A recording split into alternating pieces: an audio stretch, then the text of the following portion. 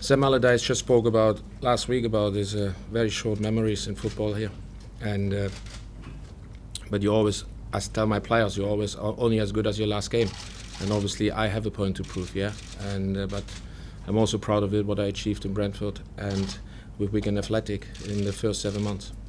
I think life is a challenge, and I think I know what I get myself in, and but I'm thriving on pressure and I'm thriving on challenges all my life. I'm a hard-working person. It's the way I've grown up, the way I play the game, the way I deal with personal problems, and the way I manage. And I think you need those qualities to make a count here.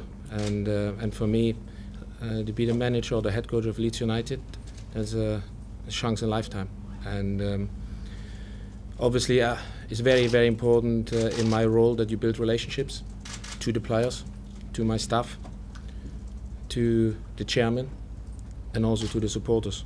And I think my experience from 10 years to be a head coach and manager will allow me to do that. In Brentford, they only knew me as a player, and they appointed me in Brentford because, thank you again to Matthew Benham, because he was thinking outside the box. There was not always not only positive feedback, and but I had to win them over, and I think I won them over. And I left the club in a far better stage than when I started, with a very young team. I think also that is probably also one of the reasons why I got appointed today, because I like to work with young players. I have a proven track record to bring players up and produce results. And for me, I just said it before, Neil did a solid job, a good job for me to push on, and I wish him all the best. But in the end, that was not a decision of Uwe Rosler. That was a decision of the football club. Yeah. I think it's very important that you that you recruit the right players. I think you have to create in the dressing room, and not only in the dressing room. I think in the training ground, I call it the environment of excellence, where you set the expectation to your staff and to the players, and also be consistent and follow that up. I think for me is to develop a team and to develop players is not only how much playing time each player get. For me is very much development is also on the trainings pitch, obviously because maybe of my background where I come from, and for me is to create that hunger in the group, to drive on and come in for every day to get better. I think that is essential.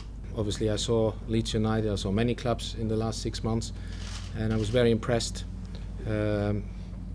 with some of the performance who had delivered, and I think there is a core of players who have the best years in front of them, and I'm very excited to work with that group of players who I see there's a great potential to go up the table. I think Neil left a very solid foundation for me to hopefully to build on and put the next building block in place, and never mind, there come another few young players around the corner.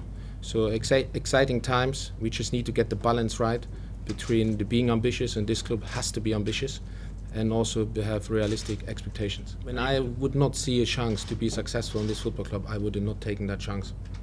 I had other opportunities, but I chosen this one because it's Leeds United, because of the core of players, and obviously because also the owner, Mr. Cellino, is very passionate.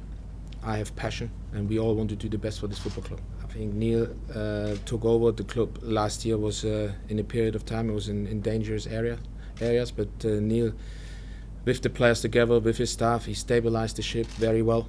I think there's a very good foundation to move on.